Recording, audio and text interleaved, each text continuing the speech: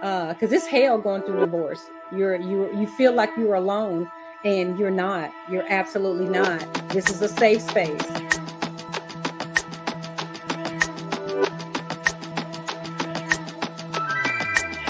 I want men and women to watch the show, married people, divorcees, single people. I want everyone to watch the show. We all have challenges in relationships, and sometimes you just need a safe space. You need to hear that someone else has gone through something so you can get through what you're going through. Hi, this is Sharon Moman, author of Pardon, the Courage to be Set Free. Welcome to the Pardon Me series.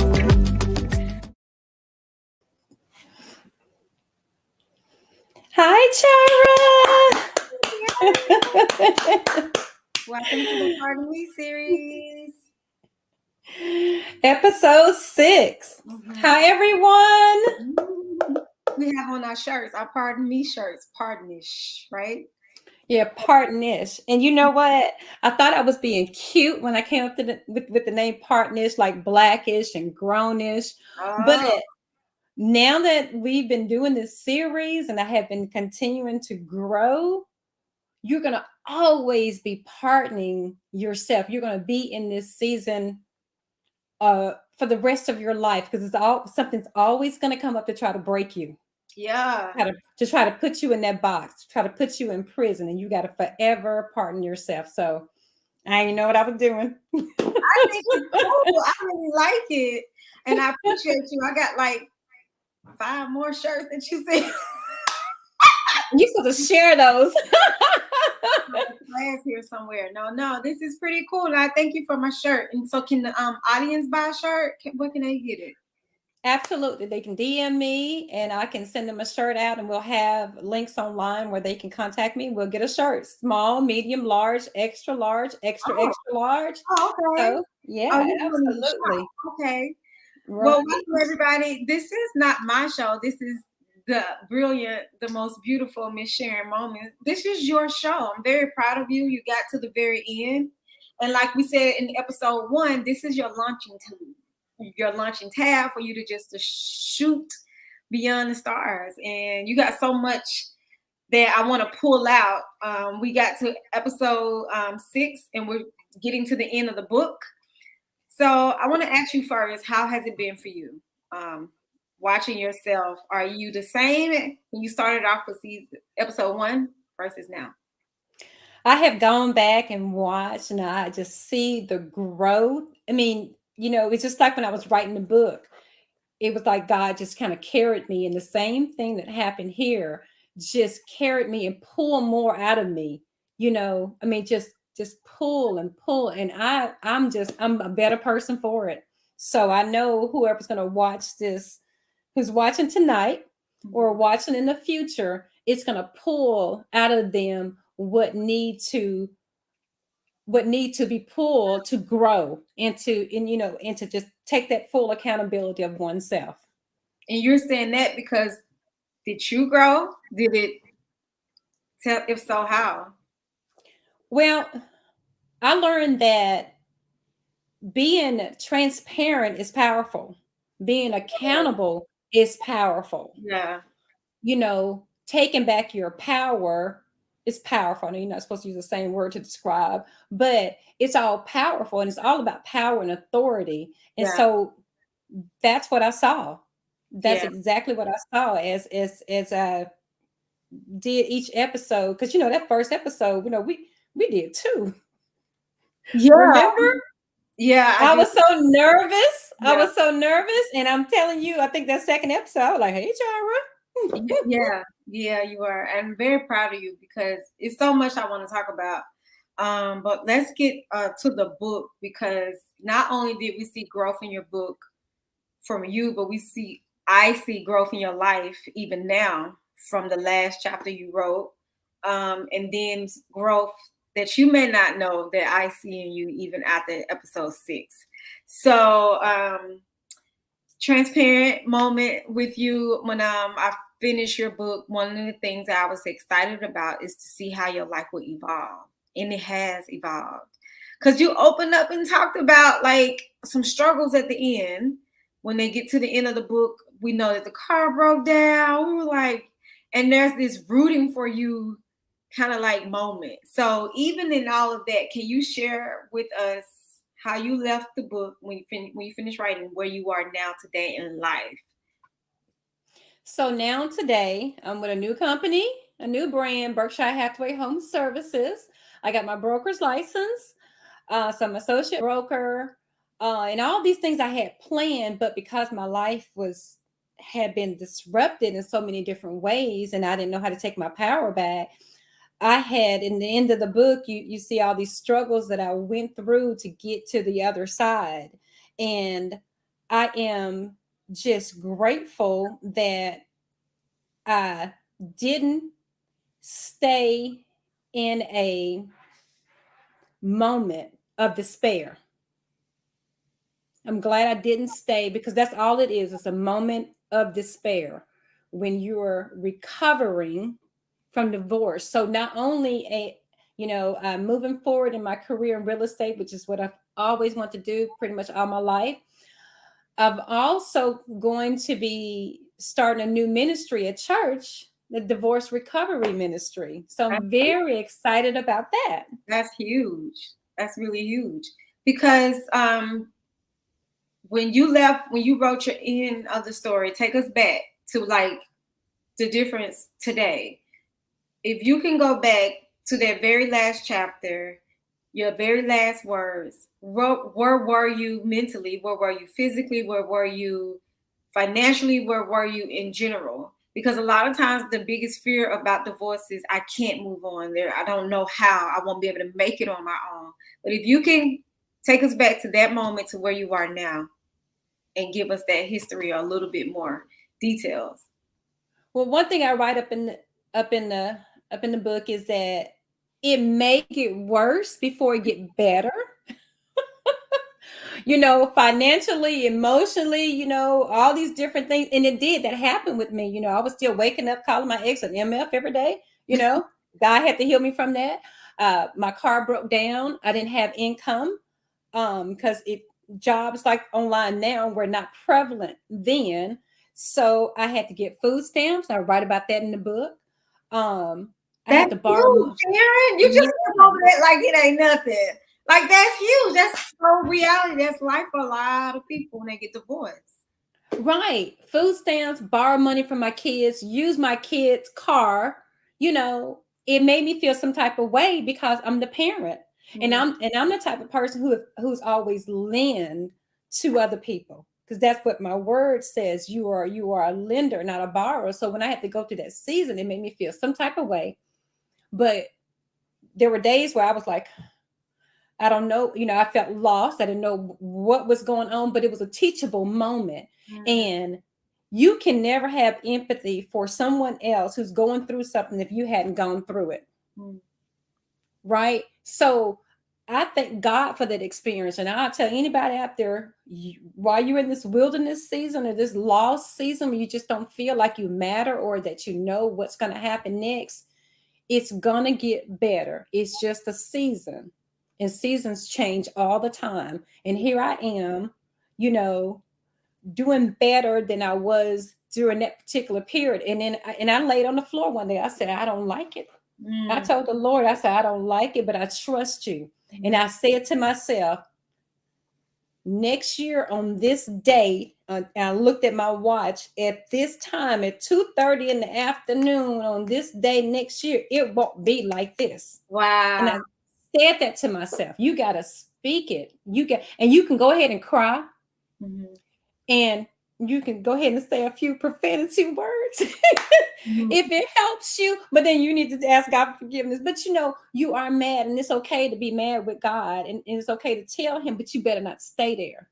Yeah. You better not stay there. You see what I'm saying? You better not stay there. But he said that, there would be trouble. And it says, don't get weary in doing good. So he knows he would not say that if there were not going to be times you're going to have some weary moments in your life. Yeah. Yeah. Wow, that's so good. Thank you for sharing it. That's so hard. Like, that's reality. And I just kind of like, as I started doing this series with you, listening to other people's stories, that was one of the biggest fears so many people talked about was if I leave, I won't have what I used to have, the support, Right. that.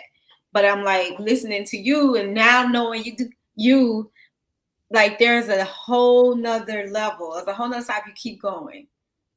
Right. Wow. Right. And look, there was opportunity to go back to the warden, aka Pharaoh, but I would have lost so much more going back to easy Mm, rather than staying in difficult for a little while to wow. get to my destiny. Yeah. You know what I'm saying? Yeah. It's always easy to return to what is normal, what people feel is normal. No one wants to go through growing pains, and that's all it was. It was just growing pains. Wow. And now you basically with one of the world's largest what is am I correct with that? Because I everybody think so. Yes. We look, I just came back from a convention from Louisville, Kentucky. I used to call it something else, but they said it's pronounced Louisville, Kentucky, where 5,000 of us were gathered on the streets of 4th Street, and I forget the other name of the street, but it was wonderful just to be there. I mean, and I'm sitting there thinking, I mean, they got this big screen. They have this great speaker, Jade Simmons. She talked about her story. Lenny Kravitz, my favorite rock and roll artist, was there. And got to go to Churchill Downs. Me, this girl was on food stamps a couple years ago. I'm at Churchill Downs with a fancy hat on. You know what I'm saying? living Oh, it. come on now. That's so Yes. amazing. I And love somebody else's dime. come on. Yeah. You know what I'm saying? Yeah. Yeah. It That's just so feels good. wonderful to be in this space. Yeah. So if I had gone back, I'd probably be drinking, depressed, all those things that I was. You don't like what your life is about. First God's gonna give you the opportunity to make the decision to change it yourself, Yeah. right? And if you don't, then He's gonna give you a little help. Yeah. He's gonna give you a little help. Can I ask you a personal question? So I know I've Absolutely. seen your growth. I know that you've seen your growth, but when you were writing about your book, and even on the episode, you had tears reminiscing about how your kids remembered the hardship through the marriage. Can they see your growth? And if so, have they responded or Yes. Yes. They're watching the episodes. They're sharing with their friends. And I remember my son just calling me saying, "I love you, Mom." Oh, It's like, why do you love me? He says it randomly, but he just called that day and just said it without anything else, like nothing before and nothing after. And so when he said it, it was like he was proud of me for just, doing what I'm doing. You know what I'm saying?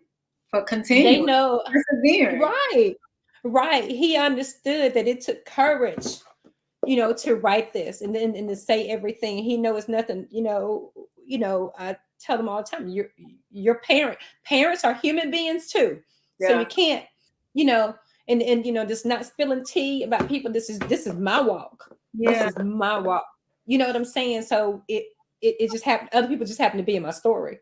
That's yeah, all that is. But that was one of the things. And my other son and his wife, they'll call and say stuff. But it's just stuff like that you're like, wow. And I want to make a difference in their life. I want them to be the best man that they can be for some woman. I want, my grandkids to know that they're, I think about my grandmother and I'm thinking about how strong she was. And I know my boys think about that with my mom. And so when I have grandkids one day, y'all hear me out there? When I have grandkids one day, I want them to think of me like I thought of my grandmother, yeah, right?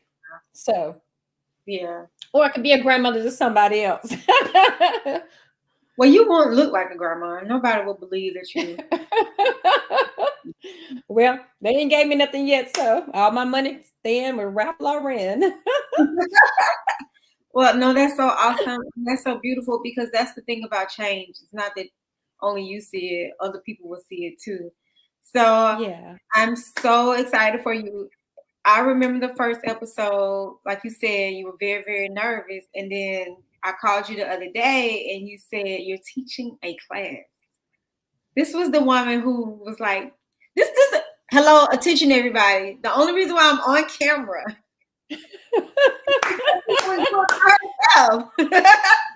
But to now, Right.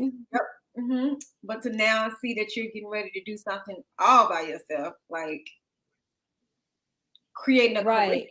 even from the book. Can you tell us a little bit more of how that came to be, like your process even growing from there? Right. So, I had a conversation with my bishop about divorced people feeling some type of way, being left out, and how people can say stuff like she can't keep a man, and it makes people feel some type of way. And so, um, after having, a couple conversations with him, he understood that at our church we needed a ministry for that. Yeah. And he asked me to serve, and I was like, okay. And I was thinking, look how easy you said okay. That would have been, oh, let me think about it, or what we always say, I gotta pray about that. But it was easy because I've seen some of my friends who are going through divorce, and I've seen them grow, now. And a young lady who's a client, I gave her my book. The Lord just said, give her your book. And I gave her my book. She read it and she called me 2 days later. She says, Miss Sharon, I forgive my ex. Wow. The power of forgiveness through somebody else's story. Yeah. She said, your book is so good. She was like, it's my story. Wow. And so when Bishop asked me to do this, to begin this divorce recovery ministry, I thought of how this goes to the next level. Yeah. I didn't know how to do this. I didn't know how to do this. Yep. I don't know how to do that. Yeah. But God does. Yeah, that's good. That's real good. It's so profound because oftentimes we don't share our story based off, like you said, other people are involved, and we're so consumed with what people think about us. When Mm-hmm. sharing your story is healing for so many other people, right? Right. I'm curious too to know, did you get any feedback from individuals in your story since you've written it? Just that one. Because everybody else, I kind of keep them anonymous, Yeah. but just the, Warden 3, just that one text, that one time where, he said, I lied. And I was like, no, Yeah. I ain't lied. But courage too, to continue to tell, knowing that you are giving your truth when somebody else may not believe. It's your truth. Yeah, but when someone's a pathological liar and a manipulator, that's just what they do. They don't believe that they're lying, and they will convince you. They will gaslight you into thinking that you don't see what you see, hear what you hear, and experience what you experience. I mean, it happens every day. Yeah. And that's why a lot of people can identify with this, men and women. They can identify this because they've had it happen to them, where someone has used them as opportunity and not, convey a relationship as it should be and grow. It's still scheming and doing all this stuff. So yeah. So let's transition. This is your last episode for In season 1. Yes. So I want to talk about, before we get to what your dreams are, what you plan to do, maybe even for season 2, I want to talk about your main 3 points that you want people to walk away from, take away from this season? If they never clicked on season 2, if they never see you again, what are the 3 main points you want them to always remember? That they are one, that they are stronger than they know, that time heals all, just like the little painting says, and that when they become true to themselves and transparent, they can help someone else. That's all I know now, is that I'm helping someone else. That's all I know. It just, that just, when I wake up, I just say, wow, I'm helping someone. You say So stronger than you know. Can you talk a little bit more about what that means for you, stronger than you know? I think that when I was in the wilderness season, I mean, I really didn't think, I didn't know who I was. I forgot who I was. And I remember walking past the TV and Mandy Moore was on there. She was going through a little wilderness season herself, the actress Mandy Moore, and she plays on that series, This Is Us. And I'm telling you, it was timing, because I had been feeling some type of way and I didn't know the word. And I heard her say she felt lost. But there she was on the biggest series, and I stood there and I say, well, if it happened to her, it'll happen to me. I don't have the power right now, but I know I'll have it soon. It will return. And it did. That's just the thing about it, though. That's the lie of the enemy. The trick of the enemy is to make us think that things won't change, to make us think that we're stuck or never progress when you start feeling lost. You said, though, you didn't know the word. What part of the word of God enter into your mind to make you say, even the more I'm stronger than I know? I was reading God's word, and I was being motivated, and I was listening to speakers and stuff, but the word of God, most of the authors are men, right? The speakers I was listening to were men. Mandy Moore was a woman. She's about my age. I think I just connected to that. You know what I'm saying? Yeah. I think because that's the only thing I can think of right now. Man's telling me this, via the Bible and all of this stuff, and it was gender related. But like I said, God, no, I needed to. I mean, that TV could have been on any channel. I could have walked past it at any time. But it was at that very moment she was being interviewed, and she talked about, and I was like, what is this? I kept saying to myself, what is this? I don't know. I could not put a word to what I was feeling. Yeah. And she said it, and I was like, and then after she said it, my power, it's like the light came on. So like the light comes on, you got power. And that's exactly how that happened. And it was just a little power, but it was enough to ignite. It was enough to ignite. The book? It was why I was writing the book, but it was painful to write this. People see this and they see, but it was painful to write this, so there were days I was like, I ain't gonna do it. Uh-oh, I hit something. I ain't gonna do it, but God said, no, you will do it. And I'll give you the strength. And on the days where I didn't feel like I had the strength, something like that happened. Yeah. Or the news story would come on, like I mentioned before, of someone missing, a spouse, rather than divorcing their significant other, they kill them. So, that gave me strength. Keep going. Yeah. This is not about you, Sharon. That's what the Lord kept saying. This ain't about you. I mean, this is about you, but overall, it's not about you. Yeah. So, which is why I even more apply like Bishop Crudup and I applaud you for saying yes, but you don't see a lot of churches that would cater to divorce care, or that would cater to people, you know, especially when you think or think the church, they deem it as, you know, divorce, period. And I think this is why, too, it's so important for you to share your story, because it does open up avenues. And this avenue for you to teach is literally your a Mandy to other people, like Mandy was to you. Just heard Mm-hmm. about it. Now you will be that to other voices. Right. She could have been like any other actress. Well, I deserve this part. All these, but she didn't. She was just raw and transparent.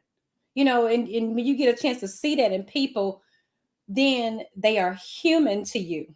Yeah, I absolutely. want to be human to my friends. I want to be human to other people. And it's like a friend of mine I was talking to this morning. He was telling me how people thought that he had everything going on and the house and all that. And people didn't know he was divorced.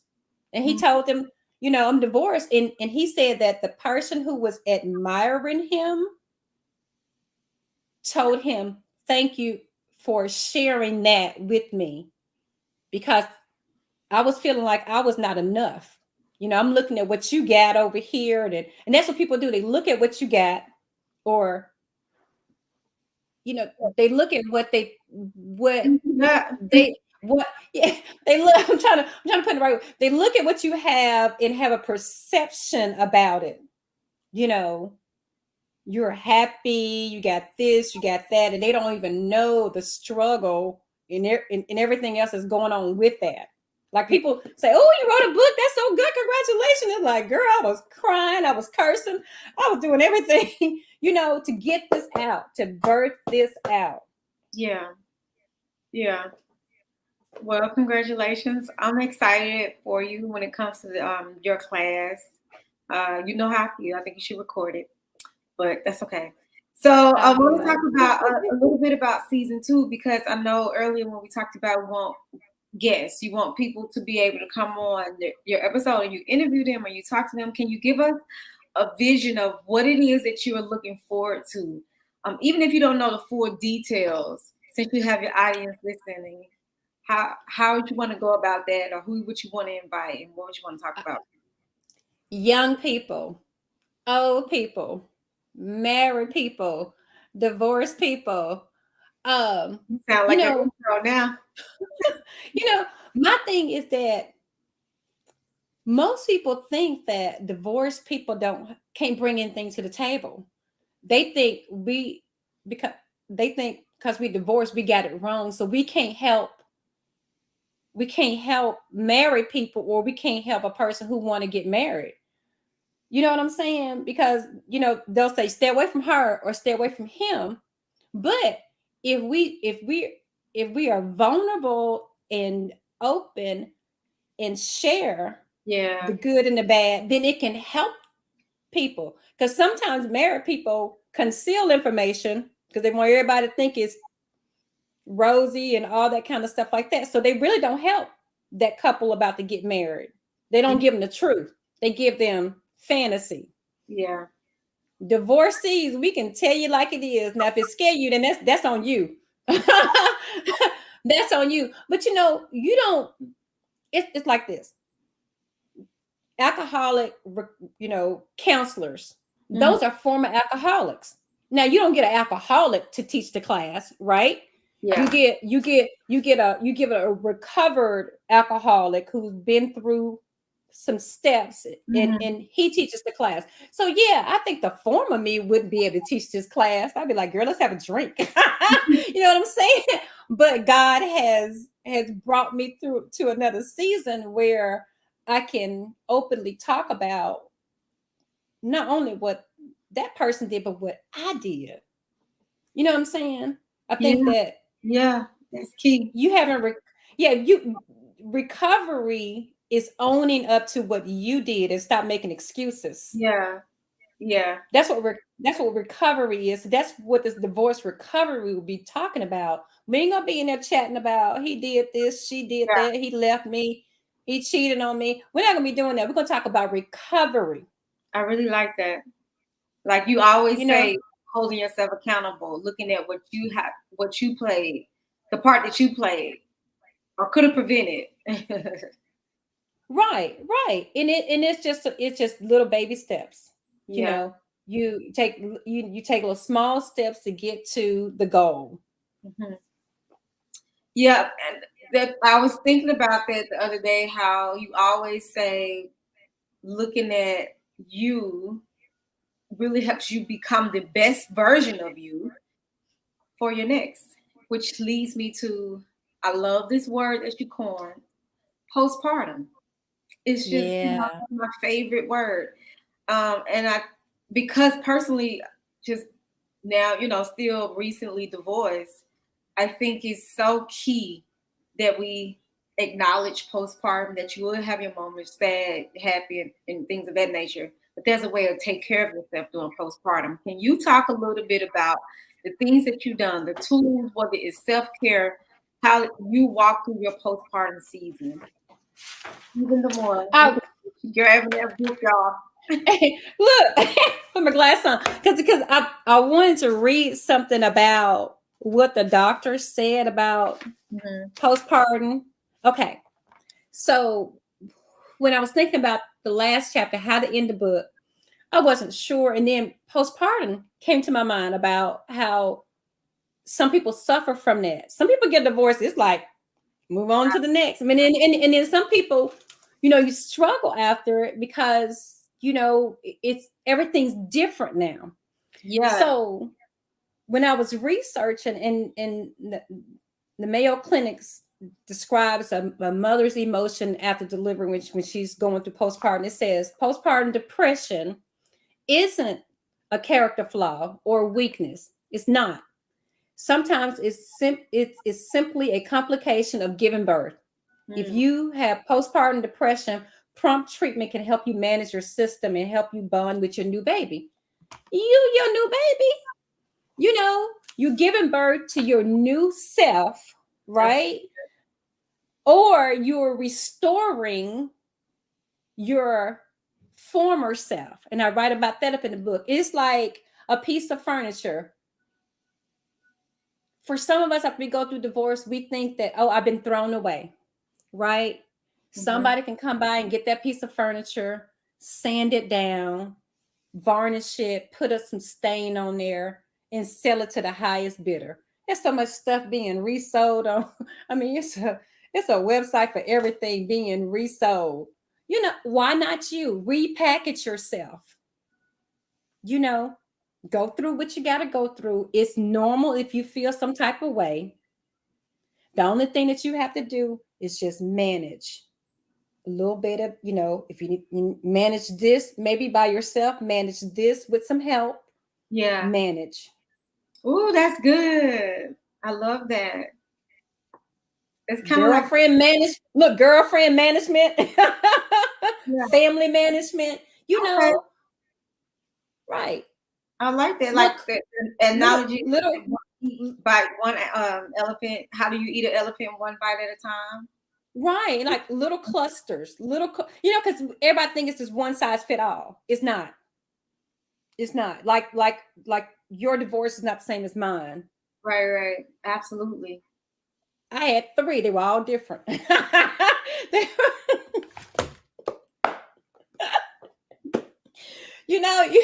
what I'm saying. People say, "Oh, it's easy for you to get a divorce." No, it's not, and they're all different. It was not the same pattern.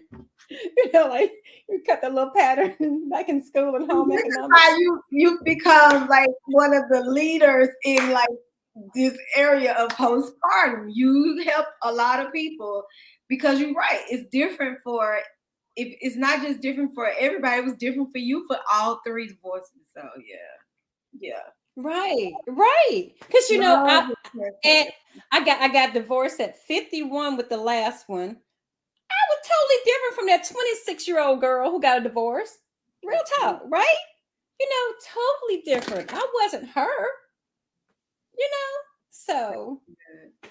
Would you get married again, Sharon? I would want to, but oh, you always ask me that. Bishop Cruder. I'm sitting there talking to Bishop, telling him about my book, and I'm like, "No, all right, it's not PG like Brother Charles Smith, right?" And he's like, "Well, Sharon, it's okay if you get married again. I'm like, Bishop, you know, I I would love to have someone to walk in agreement with.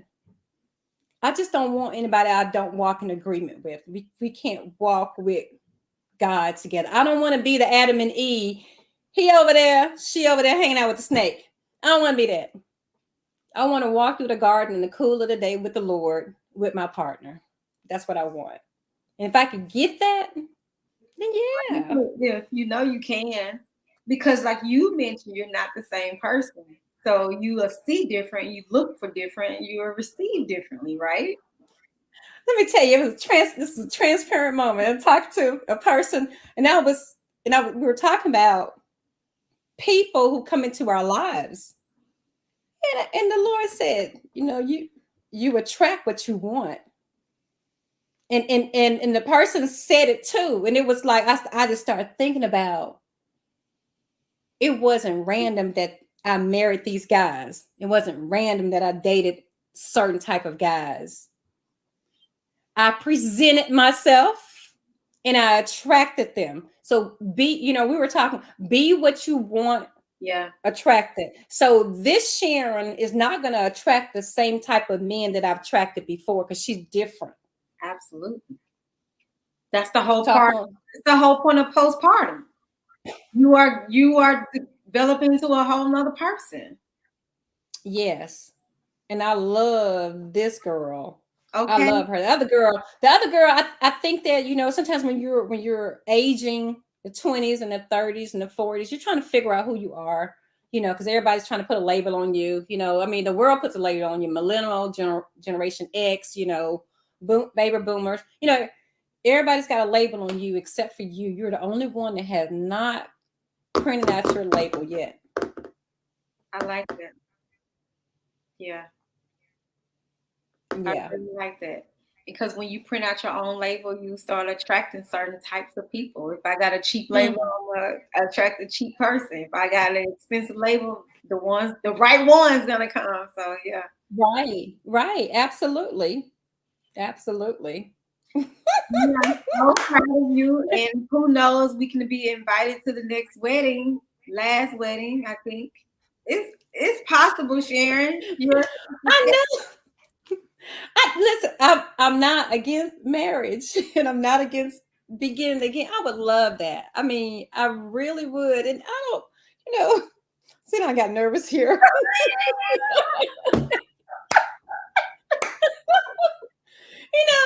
Because because everyone else has it, and you want it, and all this other kind of stuff. But I just, the cost. Peace is so. I mean, peace is like a diamond. It's like a diamond, and you just, interview. That's what I say in the book. Interview. Just because anybody can just be what they think you want them to be, in that moment. Mm-hmm. And as time goes on and you talk to the person, you hear stuff. Wait, hold on. I don't ever want to be doing this. That's right. I don't ever want to be doing this. So and I think I'm in a better place now to judge it. You know what I'm saying? Yeah. My priorities are different. Yeah. Anyway, you and Bishop Crudup, Lord have mercy. I think y'all just want me to be happy. I think y'all just want me to be. But I think the key too is, it's interesting when you're single and happy, people see it. Yeah. And so to be married and happy too is a good thing. So that's what we want. I think for people who've been divorced multiple times, friends and loved ones pull for that one more time that you get to experience. And I had some good times in my marriages, pull them all together, but I think that they kind of root for you to have what you want, because I've always wanted a healthy, long-lasting marriage. I told Bishop, I said, I used to, when I saw Mother Teresa, when I was a little kid, like 8 or 9 years old, I was like, I want to be her. I said, how did I go from being a nun to getting 3 husbands? You Yeah. know what I'm saying? Mhm. But anyway. All right, so we got our last 4 minutes, and Oh. mhm, getting ready to end. Could you give someone advice who's thinking about going back, and give someone, yeah, to like a detrimental? Can you kind of like just give your lasting advice to them, or someone who, because I know it's on your heart, it's always on your heart about safety. So for those who's thinking about going back to an unsafe marriage, and then for those who are thinking about leaving an unsafe marriage, could you give kind of like your lasting advice to them? I actually have an older lady who I'm talking to. She's read my book. She's trying to leave. They went to counseling. She went back. Every time she's in the house, she's sick.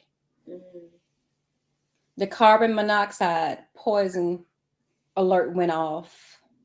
The fire department called. The husband said, "Don't worry about it." wow. When when she eats food, she's sick.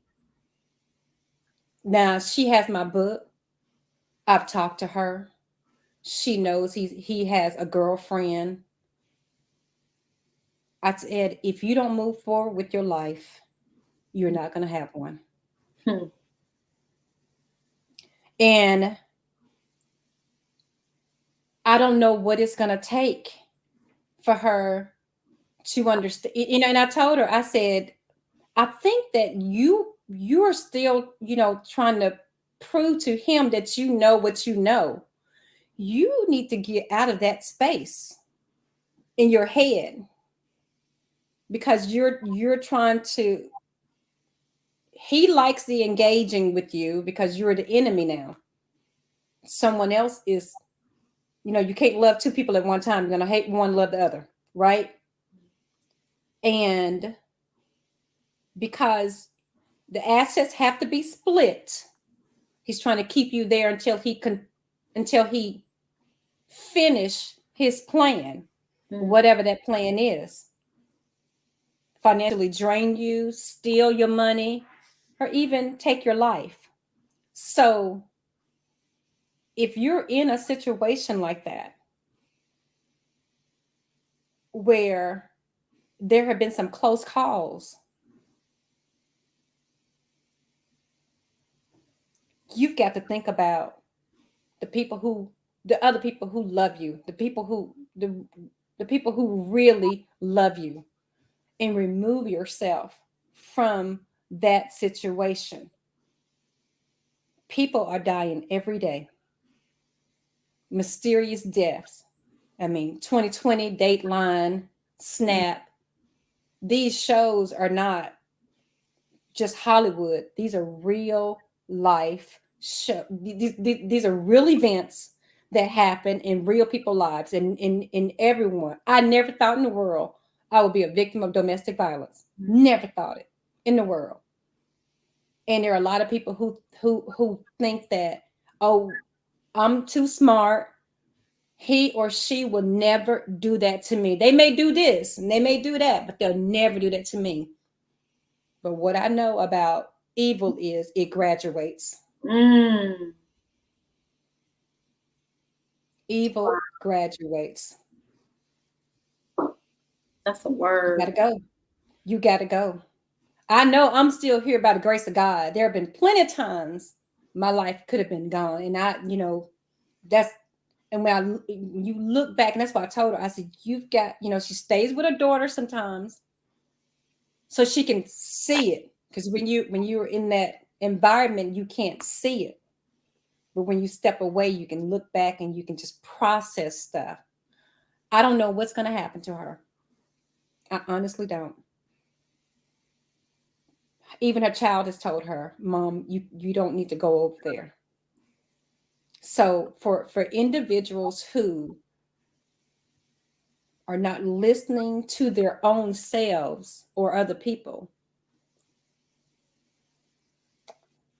don't break your family's heart by allowing something to happen to you. That's all I would say. Don't break your family's heart by allowing something to happen to you due to you trying to prove something to this significant other, because that's all it's about. Yeah. You know, Yeah. some people money and fear, those things, but then that's just a time period. You can save up enough money. Fear kind of dwindles when you start getting a little courage. But for some people, they will not leave because they're like, no, I'm gonna stay. This is my house. You know, my hope is that people will see you, see how you're living now, see your joy, see your happiness, see your transition, and say, if she can do it, I can do it. And Yes. really get the courage to leave. Sometimes it is about people seeing an example versus hearing about it, right? Right. You are a living testimony. We are so grateful that we've had the Part of Me series. You saw so many part themselves and then left some nuggets. Um, I am honored to have walked through this journey with you. And I know that you are continuing to change lives. This is just the beginning. So, audience, if you can help me applaud Miss Sharon, we thank you, Miss Sharon, for being here. No, Chara, I just want to tell you thank you. I know you had a busy schedule, and honestly, my growth in this season has been because of you. So, thank you. Thank you, Miss Sharon. Guys, welcome. We'll see you again soon to the Part of Me series. Have a good evening. Season 2 coming soon.